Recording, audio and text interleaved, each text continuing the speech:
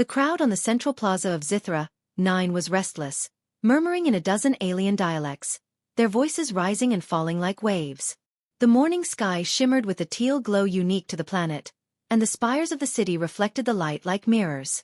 At the center of the plaza, a single figure stood, draped in flowing robes that shimmered with a color-shifting pattern. Her eyes, an unnatural violet hue, scanned the crowd, but no one dared meet her gaze directly. It had been 2 cycles since the Council of Elders announced the decree. The alien woman, Kirail, had to find a mate. Not because she wanted one. She had lived centuries in solitude, mastering the arts of her people, learning the subtle nuances of interstellar diplomacy, and commanding fleets of exploration ships, but because the traditions of Zithra 9 demanded continuity. Kirail's species was one of the few left capable of birthing hybrid offspring, and the council insisted the future of the planet required her participation. I stood at the back of the crowd, hands in my pockets, heart hammering. No one wanted her. Not even the wealthiest merchants, nor the bravest warriors, nor the council's own sons. Rumors had spread over decades that she was too alien, too beautiful, too dangerous, or simply too incomprehensible for any ordinary Zithran to marry. And so, the announcement became both a spectacle and a spectacle of shame. But I didn't flinch. I didn't walk away.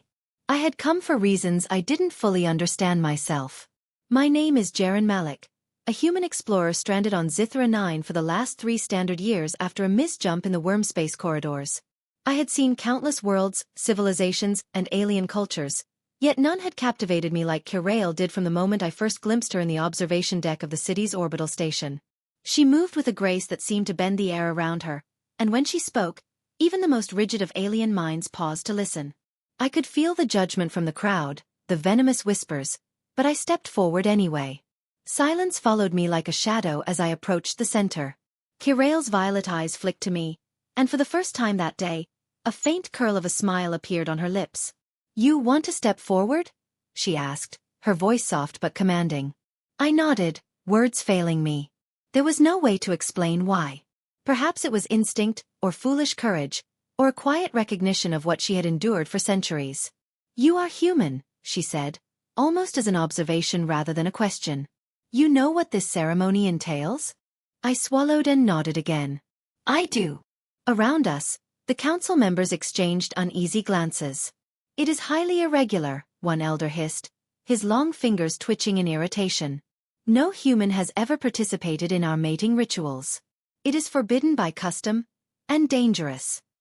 "Dangerous," another said, "for both parties. You do not know the consequences." I looked at Kirail, and then at the crowd, and said the only thing that mattered. "I do not care." The council hesitated, then signaled to the ceremonial chamber. A colossal structure of crystal and alloy awaited us, glowing with a pulse of soft blue energy. It was said that those who entered were tested not only for compatibility but for endurance, wisdom, and the strength to confront one another's deepest fears. For centuries, Kirail had endured these trials alone, for no one stepped forward. We entered the chamber in silence. The walls seemed to hum, the air thick with charged particles that made the skin tingle. I could feel the weight of the trials pressing down on me, the energy probing, measuring. Kirail walked beside me, not touching, not speaking. Her presence alone enough to steady the panic I felt rising in my chest. The first trial was of the mind. Illusions projected from the walls, shaping themselves into memories from my past. Losses, regrets, fears.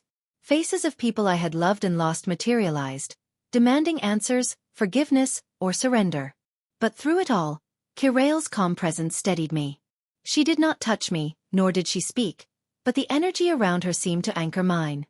I realized then that she had already passed this trial countless times in isolation. She knew fear intimately, yet did not succumb. The second trial tested the body. Gravity shifted, air thickened, and the floor beneath us became liquid. We were forced to traverse obstacles that seemed impossible. Walls of energy, collapsing bridges, torrents of force. I faltered, slipped, nearly fell into the abyss of energy swirling beneath, but Kirail extended her hand. Not in physical support, but in focus. Through that connection alone, I found balance, strength I did not know I had. The final trial was the heart. A chamber of mirrors, each reflecting not our physical selves, but the essence of who we were. Desires, fears, ambitions, and secrets. I saw my loneliness, the deep ache of exile from my homeworld, the uncertainty of my future. And then I saw her, Kirail, not as the alien everyone feared, but as a being who had endured centuries of solitude, who carried knowledge and pain beyond imagining, yet remained capable of wonder. I have waited, she said softly, for someone to step forward not out of duty, not out of fear, but because they see me. I stepped closer. I see you. The mirrors shimmered, the chamber pulsating with energy, and a voice, ancient, resonant, filled the room. Then you have passed. You understand one another. You are ready. I exhaled. Relief flooded through me, but it was not only relief. It was awe, wonder, and something that felt dangerously close to hope. Kirail turned her gaze to me, her eyes holding centuries of loneliness and sudden fragile trust. Outside, the crowd had waited. Murmurs had turned to whispers, whispers to silence. When we emerged, hand in hand, not in ceremony, but in choice, the plaza erupted into astonishment. Some gasped in disbelief, others muttered curses under their breath. But Kirail smiled, and I mirrored it. We did not need approval. We had found each other. The council, though flustered, could not deny the ancient laws of the bonding ritual. A union, once formed through trials, was unbreakable. They stepped aside, murmuring about exceptions, precedents, and the boldness of a human who dared to defy custom. Days turned into cycles. Kirail and I learned each other's worlds. I taught her about human art, music, and stories of my homeworld. She taught me to navigate the complexities of Zithran politics, the secrets of their technology, and the subtle dance of influence across interstellar alliances. Every conversation, every touch, every glance deepened our bond, weaving together not just two beings, but two civilizations on the edge of understanding each other. Yet not everything was simple. Some factions sought to undermine us, to challenge the union and reclaim the ritual for tradition's sake. Saboteurs infiltrated the city, attempting to disrupt our lives, spreading fear and misinformation. One night, an explosion rocked the orbital station where we conducted diplomatic negotiations.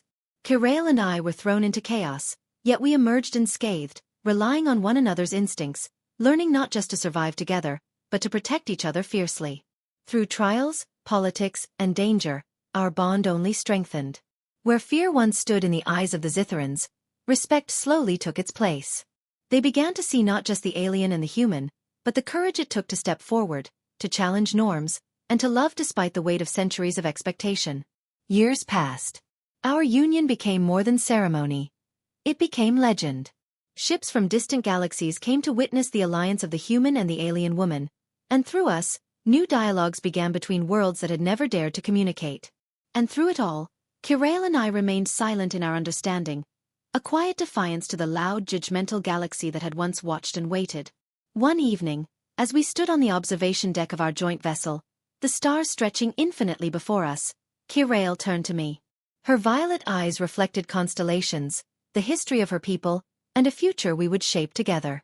You stepped forward, she said, voice soft, almost a whisper, when no one else would. Why? I took her hand, the same hand that had guided me through impossible trials. Because I saw you. Because someone had to. Because, I paused, searching for words that could contain a feeling that spanned galaxies. Because it mattered more than fear, than rules, than everything else. She smiled, the curve of her lips alight in the vast darkness. Then we are ready, she said, and together, we turned to face the stars. Not as human and alien, not as stranger and stranger, but as partners, allies, and something more profound. Two souls who had dared to defy the expectations of worlds. And in that silence, I realized that stepping forward had never been about bravery or defiance. It had been about seeing someone who had been waiting, unknowingly, for me to arrive.